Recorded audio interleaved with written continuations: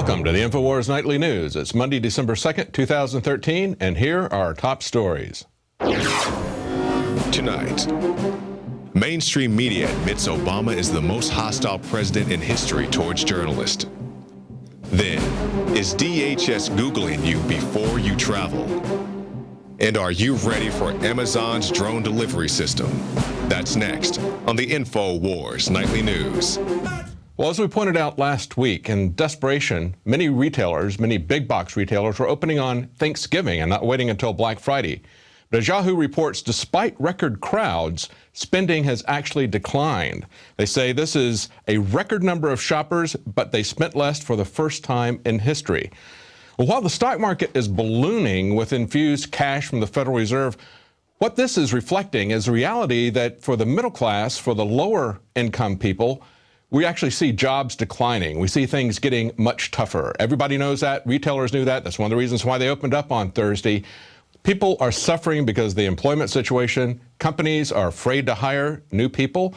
They're even converting full-time employees to part-time employees because they're concerned about the rising cost of health care. Well, in a story from Paul Joseph Watson that was picked up by the Drudge Report today, the DHS is Googling travelers before they enter the U.S. We see that 50-year-old Ellen Richardson, a Canadian citizen, was told by a DHS official at Toronto's Pearson Airport that she would be refused entry because, quote, I had a hospitalization in the summer of 2012 for clinical depression. They said she'd be required to undergo medical evaluation by DHS-approved doctors before being accepted into the United States. And, of course, some Canadian MPs got involved in that and looked to see if this is happening elsewhere. They found other cases where this is happening, as well as a lawyer, Barry Swarden, who said many people have had a similar problem. And it appears that the Canadian police are turning their database of medical information over to the FBI. So the problem is that the Canadian government has the health care records of all of its citizens. And now you see how medical privacy being lost affects your life in so many areas. It's not just that the website is a failure. It's not just a pragmatic issue of the government not being able to create a functioning website spending $500 million. It's not just that they can't manage anything. It's that they want to micromanage our lives. And they're also paranoid and intrusive in the way that they look at our medical histories. Take a look at what's being used against various families here. Here's a couple of stories that illustrate this. We've got an Ohio Amish girl in a chemo case is now doing well, even though the government was trying to mandate that she take chemotherapy. A relative says that an Ohio Amish girl who was diagnosed with leukemia is continuing her natural treatments while in hiding with her parents because of a legal case over whether she'll be forced to resume chemotherapy. Now, the attorney for the hospital that demanded that she be given chemotherapy said the undisputed testimony was that without treatment, she would die within 6 months to a year. She was last treated in June. We don't know where she is, what her condition is, or whether she's receiving treatment. Well, we do know where she is, and we do know what her condition is. She's thriving with natural treatment that she had to go out of the country to get. But maybe you don't believe in natural therapy. Maybe you believe that everyone should have chemotherapy. Maybe you think the doctors should be able to override the family's wishes in this. Well, if you accept that principle, this is where it leads. We now see parents receiving threatening letters regarding mandatory medical and dental exams for their children. This is from Police State USA. Now, in this article, we see two letters, one from New York and another one from a Chippewa Indian reservation. Now, the one from New York demands that they take their kids in for a medical exam, for dental exams, and it cites a law. It doesn't tell them that there is a religious exemption. Of course, the religious exemption is going to be very difficult to get. But the letter from the Indian reservation is much more like what you're going to expect to see when we combine government health care with government schools. Now, what we see on the Indian reservations is an entire weaponized bureaucracy of Agenda 21 type of policies that they've been using against the Indians for about 150 years. Part of that, a large part of that, was separating the children from the family, from their traditions. And we can now see, when we look at a letter like this, we can see what happens when the government has access to all of your medical records. Listen to this, what they threatened the family with. They said, they threatened them with involvement with child protection services. They said, we don't want to have to file a report of medical neglect. But of course, that's what they're threatening to do. We can see how government health care is going to be used to assert government ownership of the children and break down the family. This is how MSNBC put it in a public service announcement. We haven't had a very collective notion of these are our children. So part of it is we have to break through our kind of private idea that kids belong to their parents or kids belong to their families and recognize that kids belong to whole communities. There you go. The nanny state summed up in about 10 seconds. And the way that can happen is if you don't take your child just for a dental checkup, you can have the school charge you with medical neglect and send child protection services after you. Well, threatening to take your child because you don't take them to a dental visit? How about the government taking a child from a pregnant lady with C-section? Social services in the UK cut open a pregnant woman's stomach to remove her baby against her will. The Italian woman was visiting Britain last year to attend a work seminar when she suffered a panic attack after failing to take medication for bipolar disorder. Despite the woman's mother explaining her daughter's condition to police over the phone from Italy, she was taken to a psychiatric hospital and sectioned under the Mental Health Act. 5 weeks later, while she was still being held against her will, Essex Social Services obtained a secretive court order for the birth to be enforced by a C-section. Social Services never consulted her family or authorities in her own country.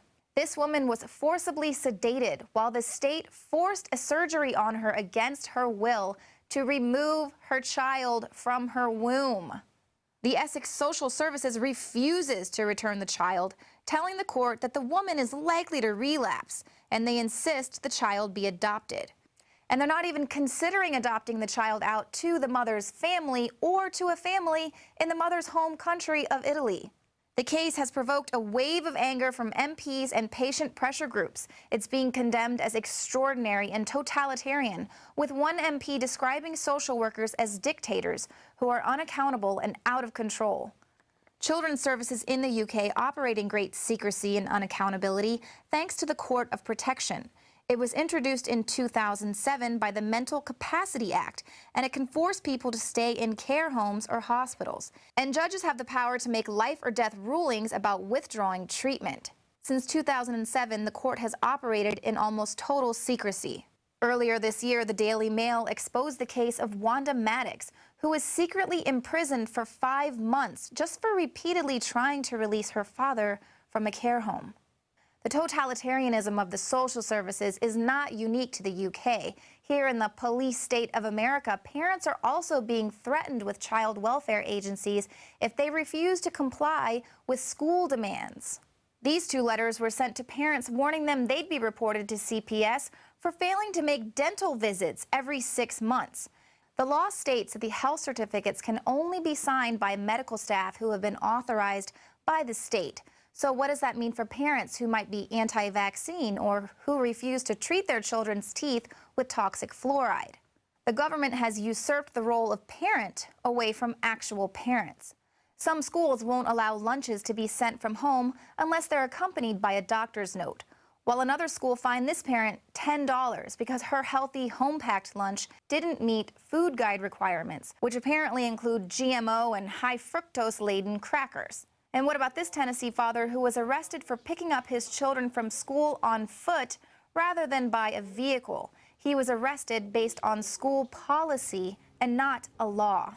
We've heard about the family in California who had to fight to get their child back from Child Protective Services after they dared to go for a second opinion. And then, of course, this Amish family who went into hiding in order to keep their daughter from forced chemotherapy, even though tests have shown that her cancer is gone. What this all boils down to is just training you to understand that the state owns your children, and there won't be any negative consequences for you if you just transfer the authority of your children over to the government. And the federally mandated maternal, infant, and early childhood home visiting program that's rolled into Obamacare means that the state will perform home inspections at any time to ensure that you're complying with their version of health care. I'm Leanne McAdoo reporting for the Infowars Nightly News.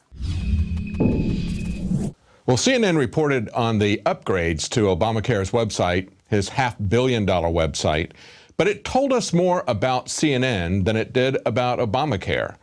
We had first 2 reporters honestly give us a report yesterday. So tell me about what happened, because We're getting another error message here, and it's supposed to be running smoothly. We're just not seeing that. Yeah, so we've been trying to get into this site since October 1st, on and off again. I have to say it did work a lot more smoothly this morning. I got through, I picked my state, I put in all my information, and I got through the whole process in about 8 minutes.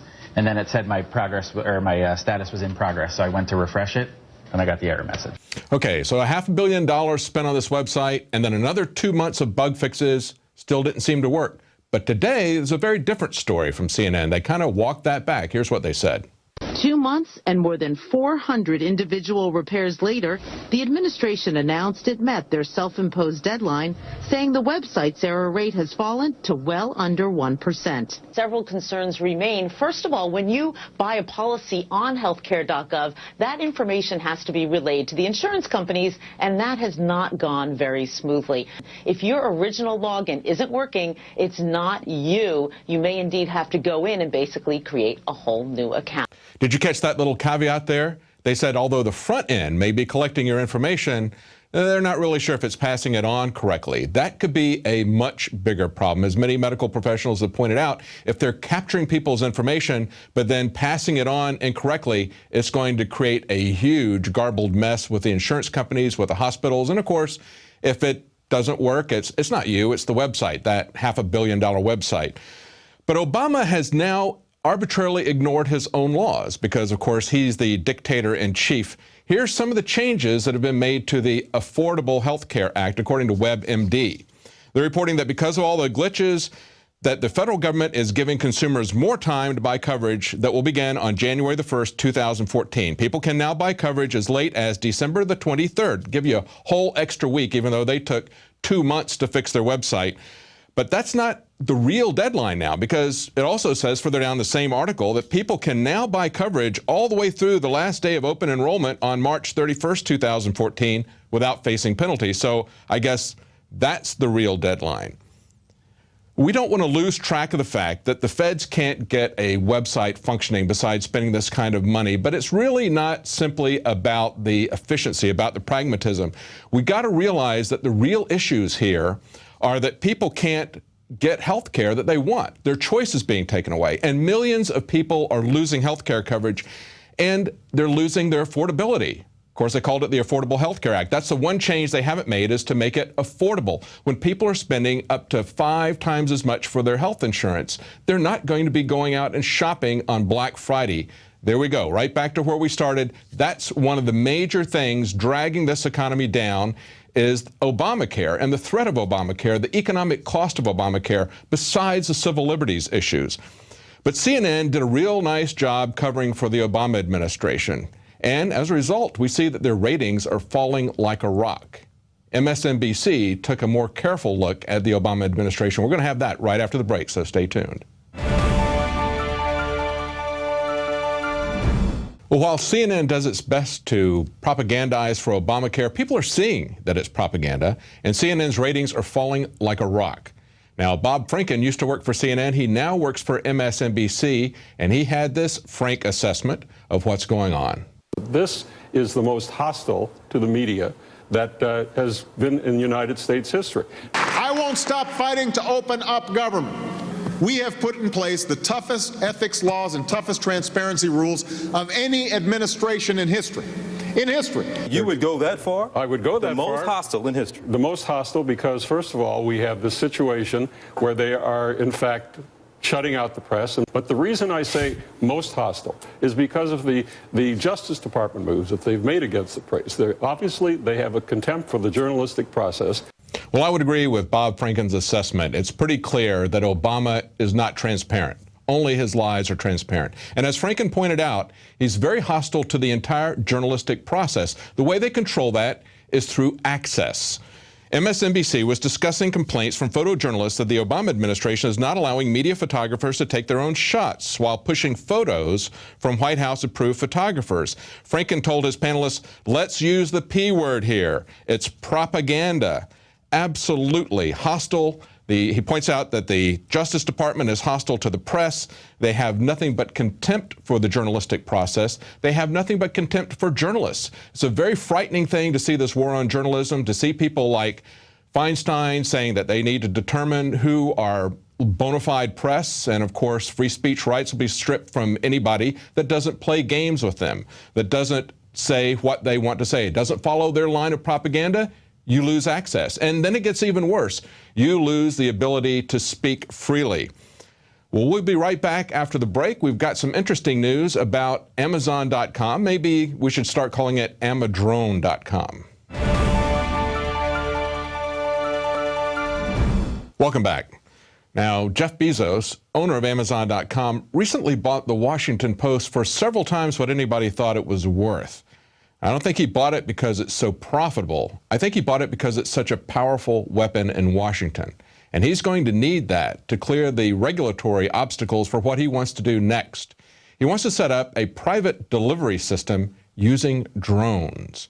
Maybe he could call it Amadrone.com. John Bound has more on that. Amazon to fill our skies with drones within 5 years. What's not to love? You order the groceries online and we deliver them to your door. That's right. Amazon CEO Jeff Bezos wants to feed America's need for instant gratification by accelerating the slippery slope of conditioning to accept drones as a way of life. He envisions a future where Amazon drones are whizzing by each other to get products to people in a half hour that may have taken days or weeks. But at what cost? If we can make this model work, it would be great because it extends the range of products that we can sell. Google has been painstakingly recording our privacy to populate their Google Maps. But the corporatocracy-run NSA needs more data. Who's to say that Amazon doesn't open the door for more intrusive visits from Google, recording our family members, pets, and firearms? Publication Homeland Security Today obtained a copy of the test plan for the program, which also says sensor platforms are being tested that can distinguish between an unarmed and armed personnel. The Washington Times reported Michael Huerta, the chief of the Federal Aviation Administration, predicted that U.S. airspace could be crowded with as many as 7,500 commercial drones within the next 5 years. But Huerta warns we need to be responsive to the public concerns about privacy. Given the revelations provided by Edward Snowden concerning the all-out war waged on our privacy by the NSA, all we can expect is more intrusion into our private lives. NSA and the intelligence community in general is focused on getting intelligence wherever it can by any means possible that it believes on the grounds of sort of a self-certification that they serve the national interest. John Bound, Infowars.com. Well, in what seems to be a continually recurring story, we have yet another case of somebody committing a crime, supposedly according to the cops, by filming the cops. They're allowed to film everything we do, and they do, not only in their squad car, but with cameras everywhere. But if we take a picture of them, that's a crime, especially if we do it in front of the cop. And this is what happened in Canada. We have a video here taken by this man's 17-year-old daughter. He winds up getting beat up, handcuffed, and arrested. And his crime, of course, is just photographing the police and doing that in front of the police. He had momentarily parked so his daughter could run in and get something. It was a very short period, evidently. And a cop came up and was giving him an $88 ticket. It annoyed him, I guess. He wanted to get information about the police because he was going to file a complaint on them. Now he has something to complain about. But we see this happening continually. And in spite of all these police brutalities, we never see anything being done to the police because, of course, they're being not only protected by the police unions, but they're being trained by the federal government, by the central governments. In this case, it's Canadian government, but certainly the federal government is training police everywhere in the United States to treat us as if we were criminals, to treat us with contempt. It's what we saw last week when we went to the JFK assassination commemoration in Dallas. We see the police there with nothing but contempt for both journalists and for citizens. It's something that has to change unless there's any kind of accountability. This is going to continue to get worse and worse. We see it happening more and more frequently. So when you see your peace officers beating people over parking violations and photographing their squad car, you have to ask yourself, did the 1993 movie Demolition Man kind of predict the dystopian society that we're now living in? Jakari Jackson has a report. When we talk about the current state of our world, we often liken our existence to books like 1984, Brave New World, or films like They Live. But recently I was watching that old Sylvester Stallone, Wesley Snipes film, The Demolition Man.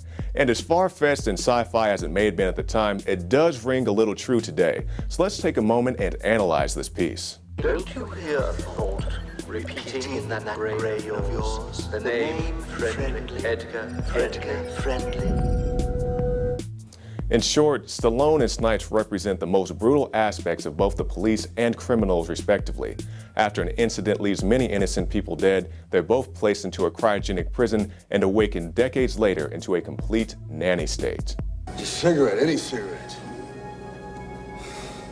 Smoking is not good for you. It has been deemed that anything not good for you is bad, hence illegal. Alcohol, caffeine, contact sports, meat. Are you me? John Spartan, you are fined 1 credit for a violation of the verbal morality statute. See what I mean? And while I'm not an advocate of using coarse language, I'm definitely not a fan of being fined for it either. Especially when you consider speaking about your lunch, which very well could contain a brown bag and a peanut butter and jelly sandwich, can be considered culturally insensitive if not downright racist. Also, the notion that anything the state deems to be bad for you is illegal, including contact sports and salty foods, but we'll talk about that in just a moment. In this clip, we see Wesley Snipes visiting a museum to acquire a real gun, the only place he can get one in his fictional timeline. And that rings true today, because there are people so uptight about gun ownership, they don't even want armed police officers to be able to pick up their own children from school. This clip shows the rather cavalier attitude some police officers have when using the supposed non-lethal taser. Recently here in Texas, a high school student was brain damaged when he dropped to the floor after being shot by a sheriff's taser for an incident he wasn't even involved in. You got the salt over there, Bob? Salt is not good for you, hence it is illegal. No salt even at Taco Bell. Now, if that seems a little too ridiculous to you, remember New York Mayor Bloomberg, who has his campaign to protect you from salt, from soda, this socialist campaign to protect you from everything all the time, except for this, quote, mythical knockout game. And we'll end with this, a man who believes in the Constitution, so of course he has to be a dirty, underground sewer dweller.